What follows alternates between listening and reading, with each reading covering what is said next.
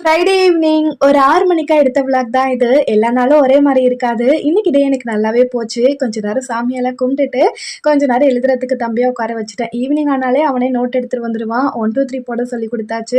1 மட்டும் இப்போ போடுவான். கொஞ்ச நேரம் அவன் கூட உட்காந்துட்டு, அதுக்கப்புறம் ஒரு 7 மணிக்கா டின்னர் செய்யறதுக்காக கிச்சனுக்கு வந்தாச்சு. இன்னைக்கு டின்னருக்கு தக்காளி சாதம் தான் வந்து பண்ண போறேன். 2 வெங்காயத்த ரஃப்பா சாப் பண்ணி கட் பண்ணி எடுத்து வச்சுக்கலாம்.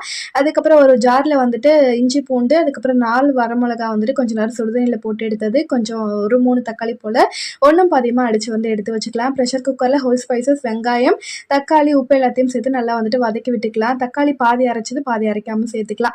லைட்டாக மிக்ஸ் பண்ணி விட்டுட்டு பச்சை வாடை போனதுக்கப்புறமா அரிசி தண்ணி எல்லாத்தையும் வந்துட்டு போட்டுட்டு கொத்தமல்லி, புதினா சேர்த்துக்கலாம். என்கிட்ட எனக்கு புதினா இல்லை. லெமன் ஜூஸ் லாஸ்ட்டாக புளிஞ்சிட்டு க்ளோஸ் பண்ணி வச்சு ஒரு 3 விசிலுக்கு ப்ரெஷர் குக் பண்ணி ஆஃப் பண்ணிடலாம். இதுக்கு வந்துட்டு வெங்காய பச்சடி தான் ரெடி பண்ணியிருந்தேன். சாதமுமே சூப்பராக ரெடி ஆயிடுச்சு. எங்களுக்கு டின்னர் இப்படி தான் போச்சு. வீடியோ பிடிச்சிருந்தா கண்டிப்பாக லைக் பண்ணிவிட்டு சப்ஸ்கிரைப் பண்ணிக்கோங்க. பாய்.